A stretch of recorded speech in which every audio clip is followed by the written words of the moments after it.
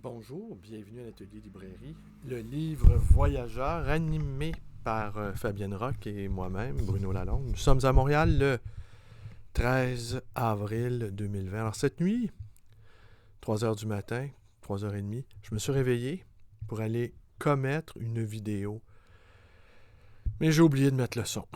Alors j'ai parlé pendant 37 minutes devant un écran, comme je le fais en ce moment. Et j'ai partagé la vidéo sur ma chaîne YouTube. Et Alain m'a fait remarquer qu'il n'y avait pas de son. Alors de quoi je vous parlais à 3h30 du matin? Bon, on ne peut pas parler autrement que de ce virus. Et qu'est-ce qui s'est passé et qu'est-ce qui se passe au juste? Alors j'y allais de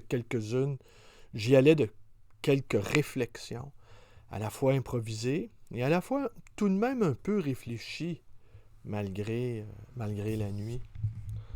La première, ce qu'on note dans cette pandémie, c'est que ce sont des personnes très âgées qui succombent à la maladie, des personnes qui souffrent de maladies graves, des gens de couleur aussi aux États-Unis qui n'ont pas accès à des soins de santé. Généralement, tous ces gens-là, les laissés pour compte de la société, ils meurent à un rythme régulier, à un rythme qui permet au système de santé de les gérer. Hein? J'allais dire digérer, mais gérer, c'est pas mieux non plus. Qui permet au système de santé de les recevoir. Le problème, c'est que tous ces gens-là, malades du monde, unissez-vous, eh bien, sont tombés malades en même temps. Alors, il fallait protéger le cœur. Et le cœur, c'est le système de santé. Si on comparait la société à un organisme vivant, on pourrait dire que certaines institutions, c'est le cerveau, certaines mains-d'œuvre, c'est les mains, d'autres les pieds, d'autres les bras, d'autres la boîte crânienne, d'autres l'intérieur de la boîte crânienne. On pourrait donc comparer la société à un grand corps. Un grand corps qui, la plupart du temps, fonctionne à peu près correctement, sauf pour une catégorie importante de gens qui sont malades, vieux et pauvres. Et on peut être tout ça en même temps. Hein? Une calamité n'empêche pas l'autre. Alors, mais qu'est-ce qui arrive quand tous ces gens-là, vieux, pauvres et malades, et de race noire, comme on le voit aux États-Unis, puis peut-être ailleurs aussi, eh bien, tombent malades en même temps, le système ne fournit plus. Alors maintenant, tout à coup, on peut se parer de vertu, dire ouais, on veut les sauver, mais d'abord, ce qu'il faut sauver, c'est le cœur lui-même. Alors, si on compare la société à un cœur, le cœur a été foudroyé. Alors, le cœur a été foudroyé, il n'est pas mort, mais il est aux soins intensifs. Il est alité, il est dans un mauvais état, et il n'est pas apte à reprendre le travail. Alors, dans le couloir, qu'est-ce qui se passe dans le couloir? Dans le couloir, il y a le monde des affaires. Le monde des affaires dit, ouais, mais si le grand corps malade ne reprend pas le boulot, plutôt rapidement même affaibli, eh bien là, c'est les autres membres qui vont être atteints. Les petites mains, les pieds, les bras, et qui sait même le cerveau. Et ça, là-dessus, ils sont plutôt énervés parce qu'il y a beaucoup de gens qui considèrent que leur place dans la société, eh ben, c'est dans la boîte crânienne.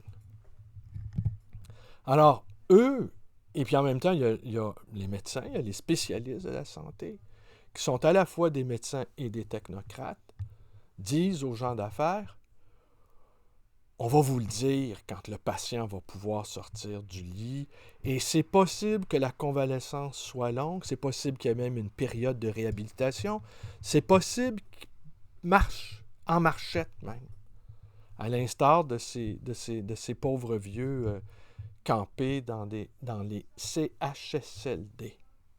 On a tous fini par l'apprendre, hein, les EHPAD en France. EHPAD, oui, j'entendais épave, mais enfin. Des fois, je suis dur d'oreille. Hein. Alors donc, tous ces gens-là qui sont pressés dans les couloirs disent, oui, mais les membres vont s'apesantir, les membres vont s'ankyloser, les membres vont se nécroser même si on ne donne pas assez rapidement de la vigueur à ce corps éreinté. Alors, d'un côté, il y a les médecins qui n'émettent pas de jugement quant à la bonne santé générale de l'économie, et il y a les gens d'affaires, avec leurs analystes, que sont les économistes, un peu l'équivalent des médecins, si on veut, mais dans le domaine de l'économie, qui disent, eh bien, il faut qu'ils reprennent vite de la vigueur, parce qu'on va se retrouver devant un péril plus grand. On notera toute l'ironie de l'affaire. C'est que, il y a mon ami Benoît, tenez, mon ami Benoît qui est médecin spécialisé. Je vais aller lui rendre visite, il habite à côté là, de la librairie. On est resté à une distance très, très, très respectable l'un de l'autre. Je vais aller lui rendre visite pour lui souhaiter bon anniversaire. Et je lui demandais, c'est un infirmier spécialisé en psychiatrie. Et je lui demandais comment se déroulait le confinement pour ses patients. Je disais, pour eux, il n'y a pas de différence. D'abord, ils ne s'aperçoivent pas ce qui se passe. Et en plus, ils sont toujours enfermés dans leur chambre. Et donc, le confinement, pour eux, ne change rien aux affaires, à leur situation. Alors, je lui demande... Alors non, il ajoute, mais c'est pour les familles que c'est difficile. Alors, je restais un peu interloqué, un peu médusé. Je lui ai demandé, ouais, mais les familles, t'es sérieux, là? Les familles vont les visiter. Là, il m'a regardé, il m'a dit, non, en fait, les familles ne vont jamais les visiter. Sauf que là, les familles se plaignent qu'ils ne peuvent pas le faire. Mais en réalité, c'est une sacrée bonne nouvelle pour les familles. Parce qu'avant, ils étaient sans... En fait, il y avait des raisons personnelles, on va dire. Ah, c'est trop difficile de voir mon fils dans cet état-là. C'est trop difficile de voir mon frère. Il n'y a plus rien à faire avec lui. Ou ma sœur, elle est perdue. Je ne peux pas entrer en communication avec lui. Et là, chacun est obligé de prendre sur soi les raisons qui font que ces gens-là sont confinés déjà bien avant tout le monde. Par contre, un décret ministériel interdisant la visite, les voilà libérés. Les voilà, tout à coup, on leur a offert une raison supérieure qui les dédouane de leur propre responsabilité. Ils poussent des hauts cris, ils trouvent le truc difficile, mais le décret ministériel les libère de leur responsabilité personnelle. Ils ne vont pas aller le dire, mais c'est ça. Alors, tous ces gens-là, les pauvres, les vieux, les malades, qui tombent tous en même temps, qui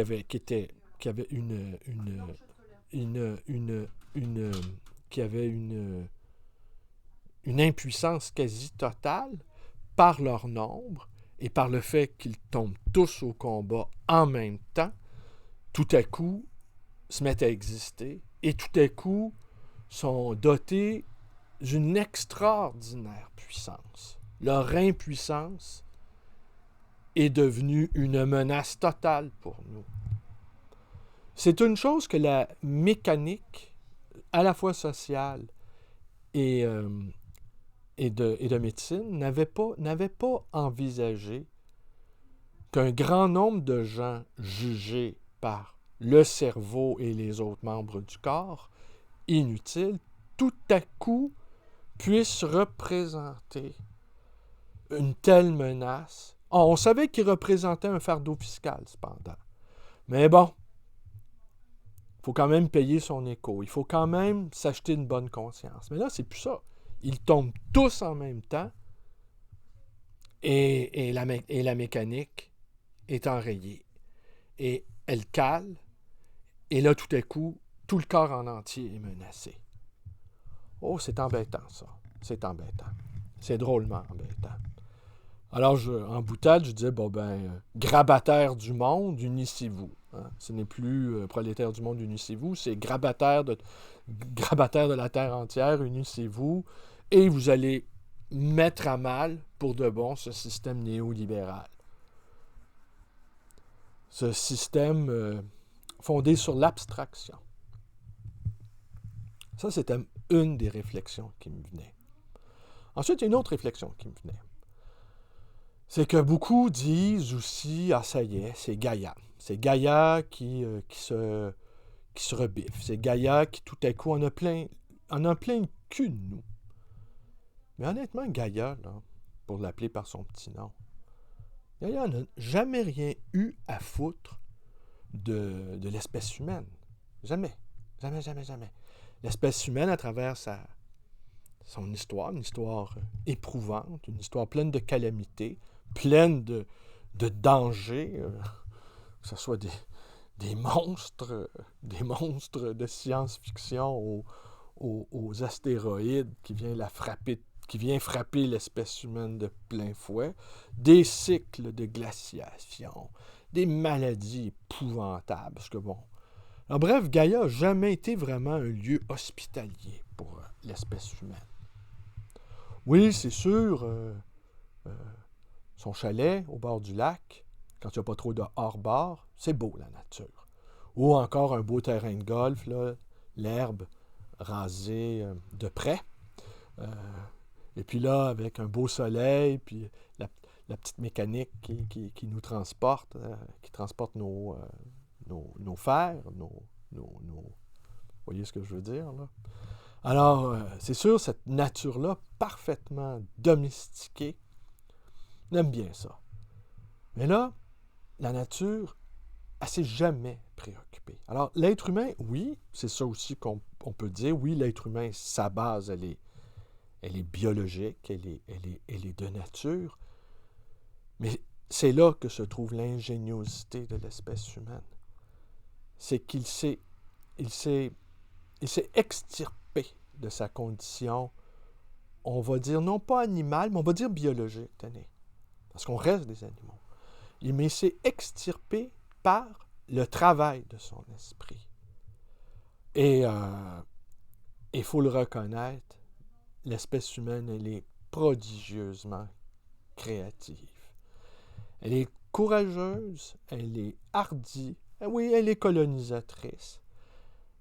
À l'instar de ce virus-là qui cherche les corps affaiblis, les corps amortis, les corps en marge dont il peut s'emparer le territoire. Eh bien, notre espèce, l'espèce humaine, n'est pas, je dirais pas transcender sa nature, mais assurément a voulu dépasser sa nature. En ce sens-là, on peut dire que nature et artifice sont antinomiques. Et l'espèce humaine est une créature d'artifice, est une créature de désir.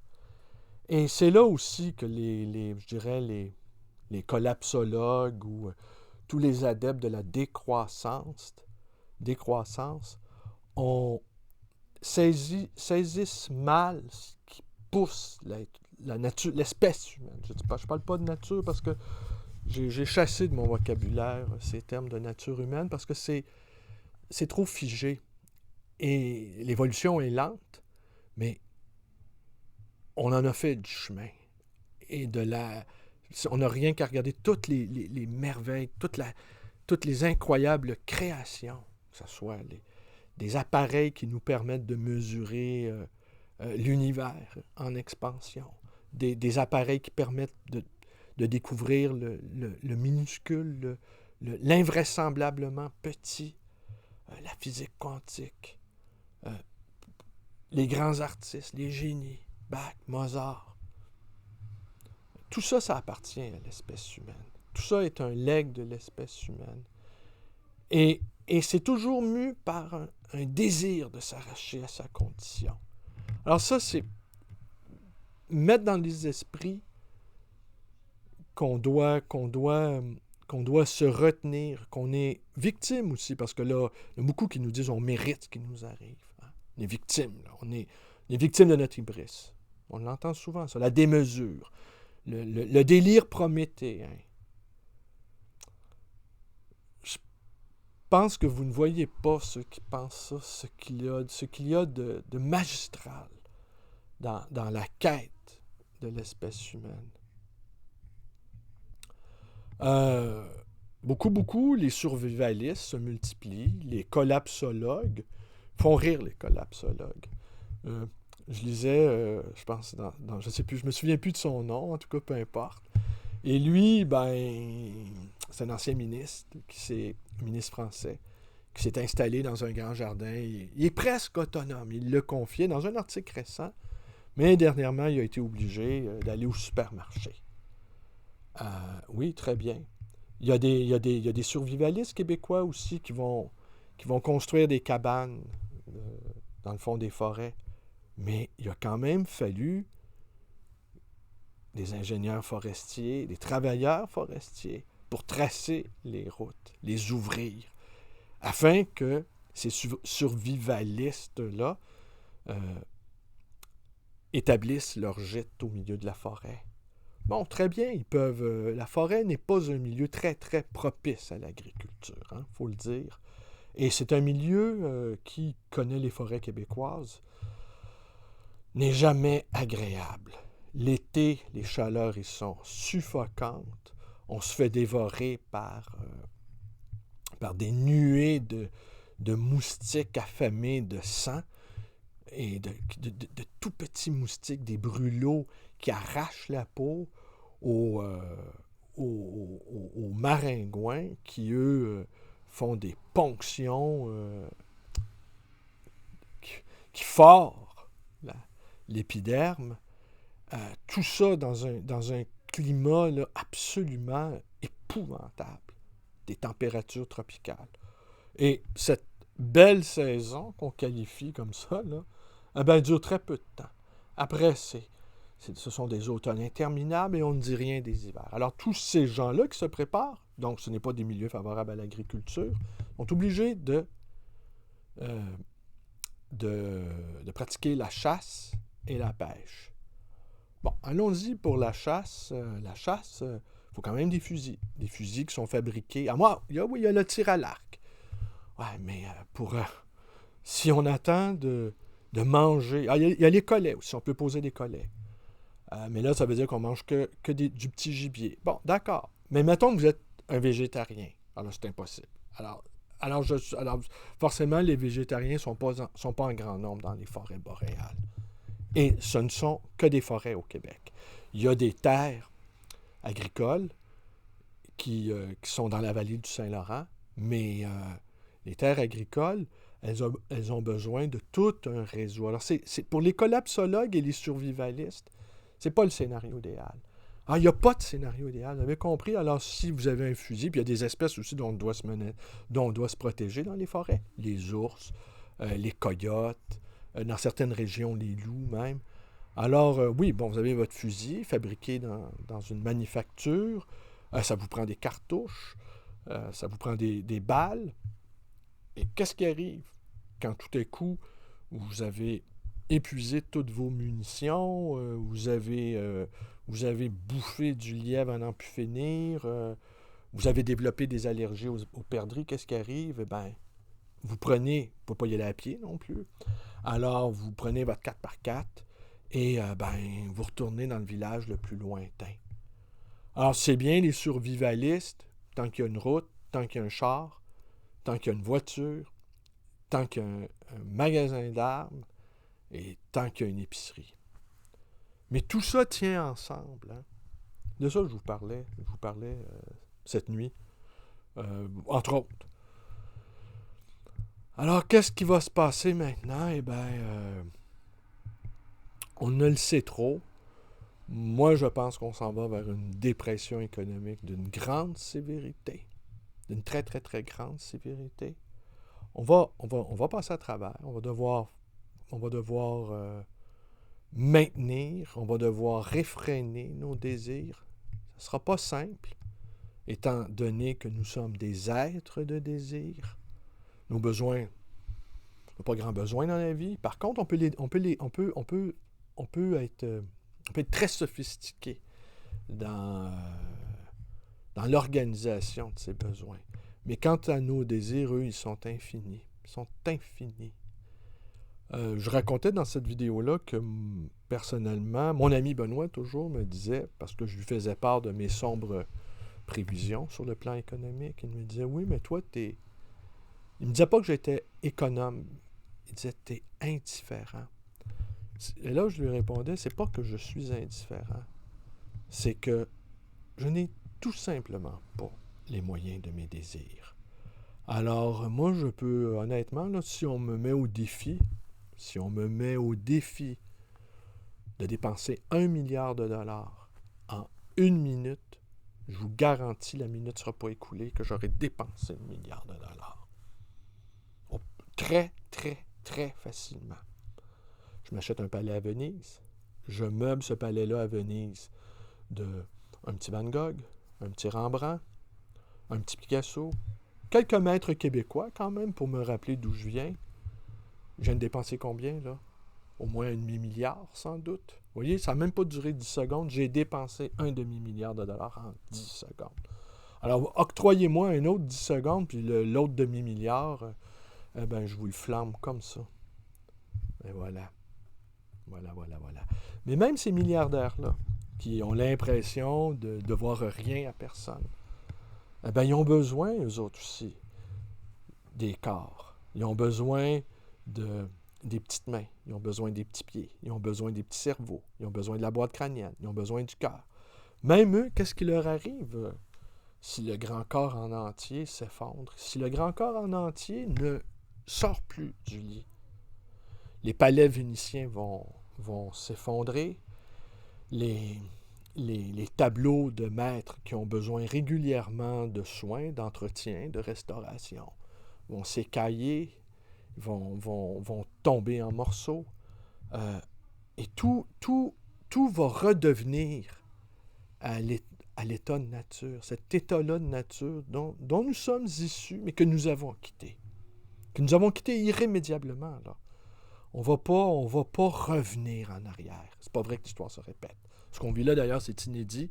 Tout le monde est sidéré. Hein? Le mot sidéré, je le dis souvent, la sidération, ça veut dire frapper par les astres. Là, il faudrait trouver un autre mot plutôt que frapper par le virus. Hein? Frapper par l'infiniment petit. Je ne sais pas qu'est-ce que ça pourrait être. Frapper par les astres, on a compris. Hein? Pouf, les dieux s'abattent sur nous. Mais frapper par l'infiniment petit. Frapper par l'invisible, ça serait quoi? Frapper par l'invisible avec pour conséquence un amoncellement de corps douloureux, épuisés, fatigués, rejetés, en bout de route, amorphes. Et tous ces corps-là s'agglutinant, formant un caillot de sang qui a foudroyé le cœur. Vous vous rendez compte? C'est quand même incroyable. C'est quand même incroyable. Ce virus-là, on le loue parce qu'il s'en prend aux plus faibles. Beaucoup évoquent Darwin sans comprendre que c'était pas la sélection naturelle, c'était l'intelligence qui s'adapte. Et puis, c'est pas un truc de force, c'est un truc d'impuissance. Imaginez donc, c'est les plus vulnérables de notre société qui nous ont mis à genoux. Toute notre superbe, toute notre brio, toute notre ingéniosité, mis à mal par un contingent de vieillards en marchette, de vieillards abandonnés la plupart du temps. Là, tout le monde se réécrit, c'est épouvantable ce qui se passe dans les CHSLD. Mais tout le monde le savait. Et puis tout le monde avait en tête de ne pas finir là. Bon, hein?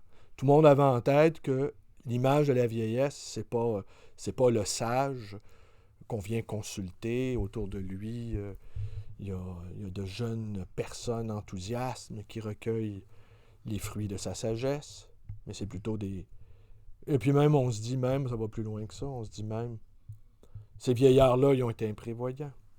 Ces vieillards-là ont pas réfléchi. Ces vieillards-là ont trop écouté de parties de hockey. Ces vieillards-là ont trop fait de voyages en Floride, dans certains cas.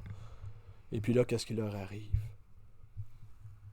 Leur arrive, qu'est-ce qu'ils méritent? Il n'y avait qu'à réfléchir correctement. C'est ce que pensent les vieillards riches dans des CHSLD de luxe. Mais la misère humaine, elle est pareille. Hein?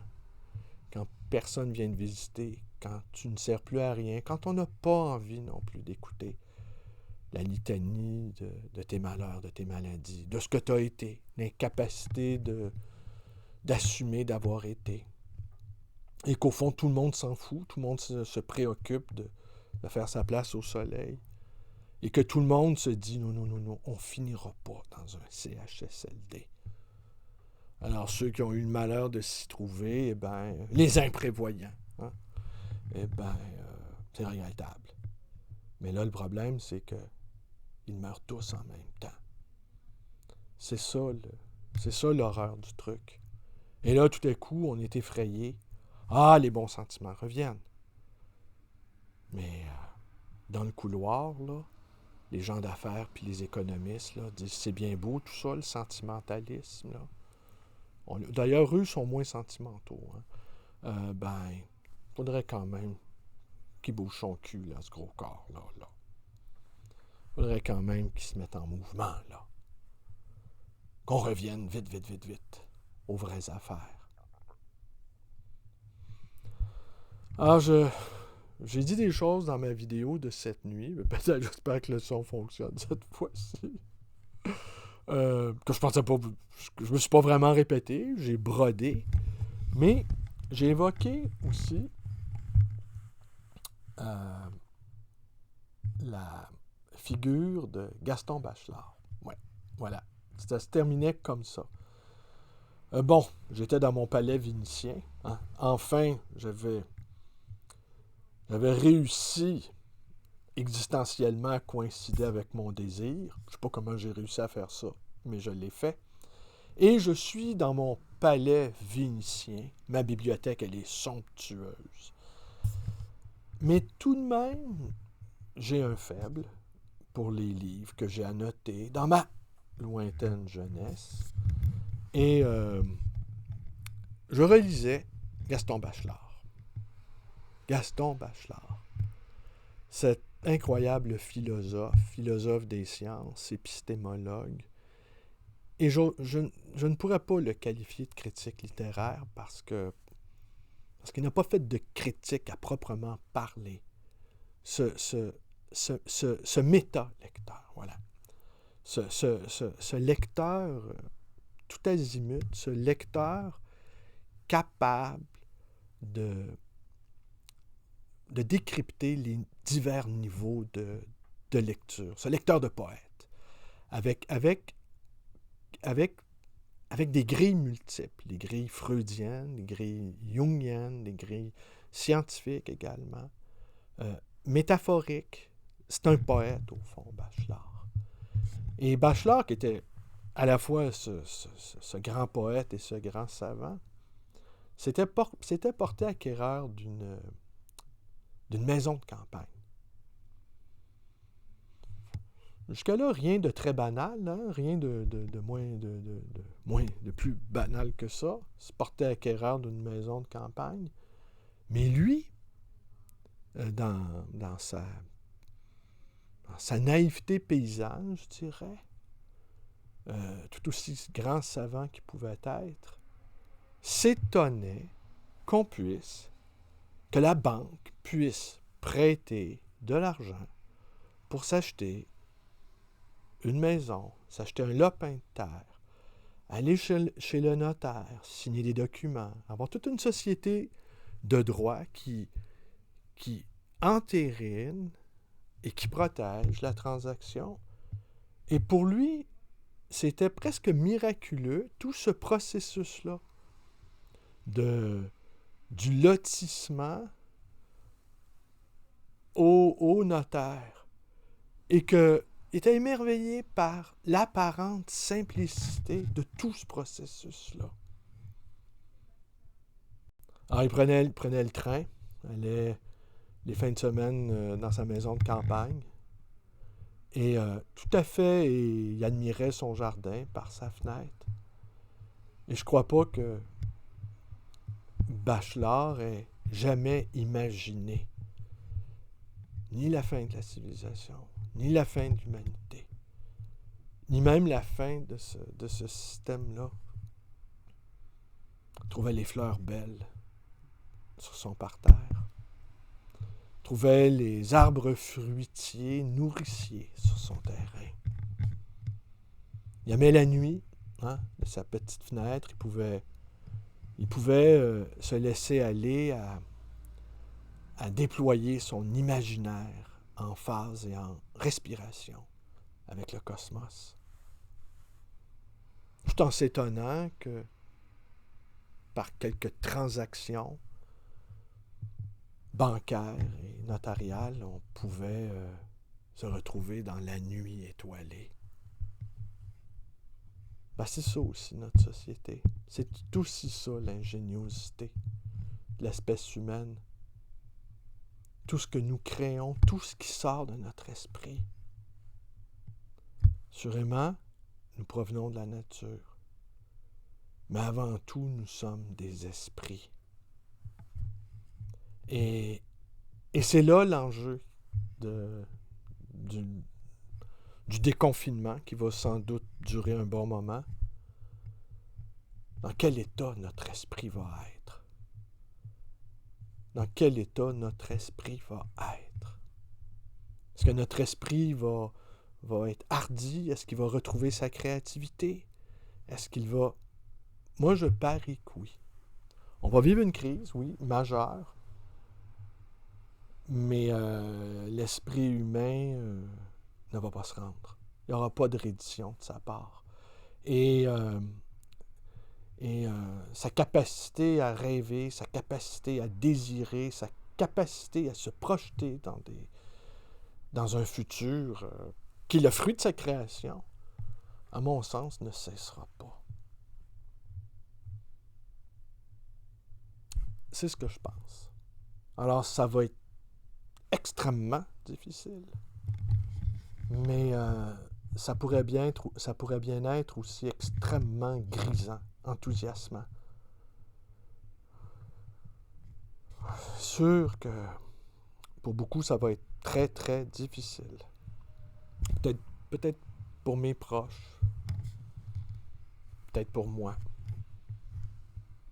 Mais pour ma part, j'ai jamais cru que la vie était facile. J'ai toujours pensé que la vie, c'était l'aventure humaine, l'expérience sur cette terre inhospitalière. Pas mère nature, mère marâtre. Marâtre nature, plutôt, devrais-je dire. Ma vision est plutôt biblique, hein? On doit régner là-dessus. Peut-être que là, on va réfléchir autrement. Peut-être qu'on va réfléchir mieux. Peut-être qu'on va... Bon, de toute façon, on n'a pas le choix de réfléchir. D'ailleurs, c'est notre seule ressource, en fait. Ça, puis le courage. Puis à quelle catégorie de l'esprit appartient le courage? Ça, je pense que c'est une autre question. On mettrait ça où? Mais peut-être c'est la plus grande qualité de l'esprit, au fond, le courage. Cette capacité de s'élancer, d'affronter les divers dangers. De s'affronter parfois. Hein? Des fois, le courage consiste à se regarder dans le miroir. Ouh, ça c'est... Des fois, ça demande du courage. Ben écoutez, après 34 minutes 20, je pense que je vous ai assez parlé pour aujourd'hui. Espérant que ça fonctionne. Je pensais reprendre mes activités de libraire aujourd'hui, un petit mot là-dessus. Mais non, la nuit a été trop courte. Je me suis réveillé à 3h30 du matin. Je ne me suis pas rendormi. Les nuits sont courtes. Hein? Et vous avez été plusieurs à m'envoyer des messages. Vous aviez mis des livres de côté. Vous me proposez de les payer par virement Interac ou par carte de crédit. Vraiment, j'apprécie beaucoup. J'apprécie beaucoup. Vous êtes très, très, très gentil.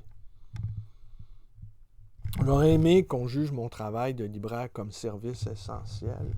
J'aurais aimé ça. Mais mon petit doigt me dit quand même que pour les petits commerçants, le confinement ne durera pas. J'ai l'impression que les derniers à avoir fermé vont être les premiers à réouvrir et les premiers à avoir suspendu leurs activités seront les derniers à les reprendre. Moi, en tout cas, c'est comme ça que je ferais. Je déconfinerais à l'envers. Alors, les petits commerçants qui ont été les derniers à fermer, ben, je commencerai par eux. Je les ouvrirai. Et après, j'ouvrirai les restaurants.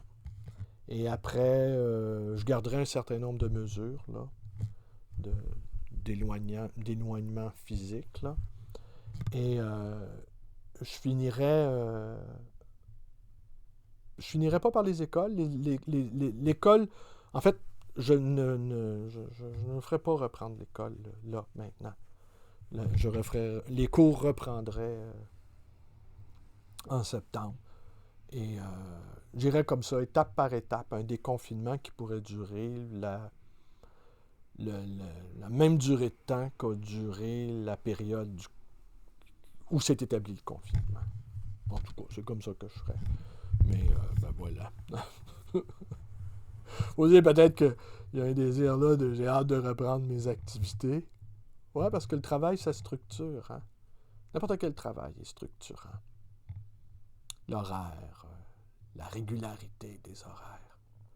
Parce que, outre le fait que l'être humain, c'est une espèce humaine, elle est désirante. Elle est également, et peut-être ça c'est un reliquat de la nature, elle est routinière d'une certaine manière. Elle aime les rites, elle aime les répétitions. C'est dans la répétition que se trouve la différence. Hein? C'est dans le même que se trouve le différent. Alors je vous remercie d'être avec moi, portez-vous bien et bonne journée à tous.